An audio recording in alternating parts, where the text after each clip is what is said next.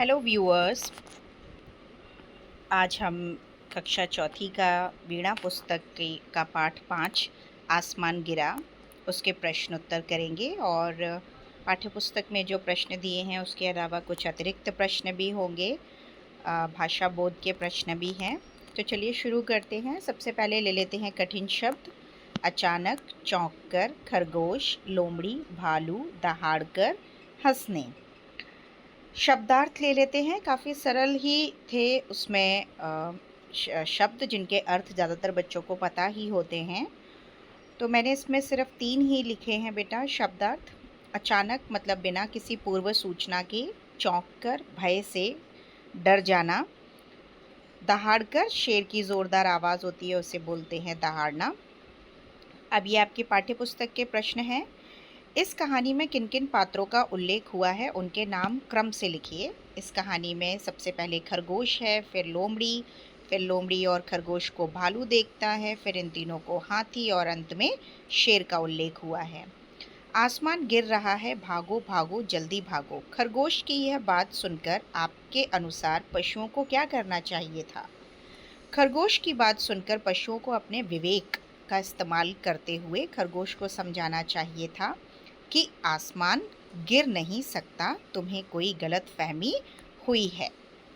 कहानी में आपको कौन सा पात्र सबसे अच्छा लगा और क्यों?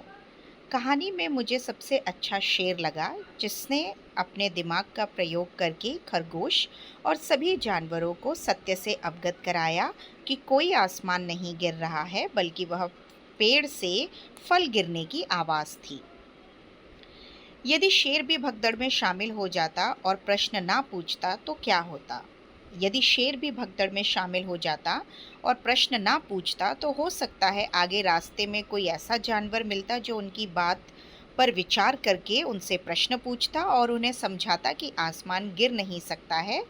या हो सकता है कि रास्ते में कोई भी जानवर ऐसा ना मिलता जो ये समझ पाता कि आसमान गिर नहीं सकता है, और वे सब भागते रहते, किसी गुफा में जाकर छिप जाते।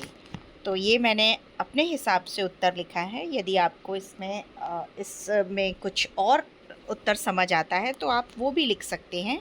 और इसमें जो भी अशुद्धियाँ आपको मात्राओं की मिल रही हैं तो उसे आप कृपया ठीक करते जाएं और इग्नोर करें, क्योंकि वो टाइपिंग एरर है बेटा। अभी आपके पाठ के भीतर के प्रश्न हैं। निम्नलिखित प्रश्नों के उचित उत्तर पर सही का चिन्ह लगाना है। डरकर भागते हुए खरगोश को सबसे पहले लोमड़ी मिली। हाथी ने जब शेर से कहा कि आसमान गिर रहा है, तब शेर ने क्या कहा? उसने सबको रोककर प्रश्न पूछा, तो यही तुम्हारा आसमान था, लो फिर गिरा, भागो। यह कथन किसके द्वारा कहा गया है? यह कथन शेर ने कहा है। आपके अनुसार खरगोश के आसपास कौन सा फल गिरा होगा? कटहल, क्योंकि पेड़ पर जो पुस्तक में चित्र बने हुए हैं उसमें समझ आ रहा है कि कटहल का ही वृक्ष है। निम्नलिखित पंक्तियों को नीचे दिए गए उचित विराम चिन्हों की सहायता से पूरा कीजिए। सबसे पहले प्रश्नवाचक है, फिर ये अल्प विराम है, ये विस्मयादिबोधक है, और आखिर में पूर्ण विराम है। अरे इतना बड़ा हाथी, तो अरे के बाद हमारा इसमें विस्मयादिबोधक लगेगा। मैंने खरगोश, लोमड़ी, भालू, हाथी और शेर जंगल में देखे हैं। अब इसमें सभी जानवरों के नाम लिखे हुए हैं तो उनमें सब में अल्प विराम आते हुए अंत में विराम चिन्ह लगेगा, क्योंकि हमें लग रहा है कि इस तरह से वाक्य पूरा हो गया है तो पूर्ण विराम लगेगा। ये पुस्तकें किसकी हैं? इससे हमें प्रश्न का बोध हो रहा है तो इसलिए इसमें प्रश्नवाचक चिन्ह लगेगा। वाह कितने सुंदर फूल हैं। अब इस वाक्य में वाह के बाद विस्मयादिबोधक लगेगा और हमें प्रश्न मतलब पूरा वाक्य समझ आ रहा है कि ये पूर्ण हो रहा है, तो इसलिए हम इसमें पूर्ण विराम लगाएंगे। जबकि इतना बड़ा हाथी, ये वाक्य अधूरा था, इसमें हमें नहीं लगा कि यह कथन पूरा हो पाया है। भागते भागते उसे एक लोमड़ी मिली। इस वाक्य में भागते भागते शब्द युग्म का प्रयोग हुआ है। अब निम्नलिखित शब्द युग्मों की सहायता से एक एक वाक्य बनाइए। शब्द युग्म होते हैं बेटा जिनके बीच में एक छोटा सा डैश होता है, इधर उधर। हमें इधर उधर घूमकर अपना समय बर्बाद नहीं करना चाहिए। कभी कभी मुझे शांत जगह में घूमने का मन करता है। टेढ़ी मेढ़ी मेरी गाड़ी एक टेढ़ी मेढ़ी गली में जाकर फंस गई। लंबे चौड़े मैदानी इलाकों में रास्ते में लंबे चौड़े इलाकों में रास्ते लंबे चौड़े होते हैं। निम्नलिखित वाक्य को ध्यान से पढ़िए और दिए गए उदाहरण के अनुसार प्रश्न बनाइए। उदाहरण है, भागते भागते उन्हें शेर मिला। यहाँ कौन का प्रयोग करते हुए प्रश्न बनेगा। भागते भागते उन्हें कौन मिला। वैसे ही खरगोश पेड़ के नीचे सो रहा था। यहाँ कहाँ प्रयोग करना है, तो खरगोश कहाँ सो रहा था। खरगोश भागते भागते बोला। अब इसमें आपको कब का उपयोग करना है, तो खरगोश कब बोला, भागते भागते बोला। वहीं धम से आसमान गिरा। अब कैसे का प्रयोग करना है, तो वहीं आसमान कैसे गिरा। खरगोश ने लोमड़ी से कहा, मैं पेड़ के नीचे सो रहा था। क्या का उपयोग करते हुए वाक्य बनाना है। वहीं से आसमान गिरा, खरगोश ने क्या कहा।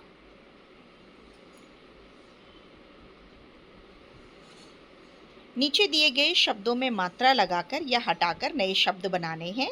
जैसे बस के साथ में 20 लगा दिया, चला के साथ में चल, उसी प्रकार से यह, यही, भर, भरी, रह, रही, फल, फूल, कही, कह हो जाएगा, पढ़ी, पढ़, केला, कला, सेब, सब। आसमान पर आधारित कुछ मुहावरे दिए गए हैं, हमें इनके वाक्य बनाने हैं, तो साथ में अर्थ भी लिखते जाएंगे। आसमान छूना मतलब अत्यधिक सफलता प्राप्त कर लेना। मेहनत और लगन से मोहन ने सफलता का आसमान छू लिया। आसमान गिरना, बड़ी मुसीबत में पड़ना। अपनी गलतियों के कारण रमेश पर मुसीबतों का आसमान गिर गया। आसमान सिर पर उठाना यानी बहुत अधिक शोर मचाना। कक्षा में शिक्षक के ना आने पर छात्रों ने आसमान सिर पर उठा लिया। ज़मीं आसमान एक करना यानी बहुत अधिक परिश्रम करना। पुलिस ने चोर को पकड़ने के लिए ज़मीन आसमान एक कर दिया। अब इसमें आप अपने हिसाब से भी कुछ वाक्य लिख सकते हैं। जैसे चित्र देखकर आपको उसके हिसाब से लिखना है। जैसे इसमें शेर डरा हुआ दिख रहा है, तो खरगोश डर गया और भागने लगा।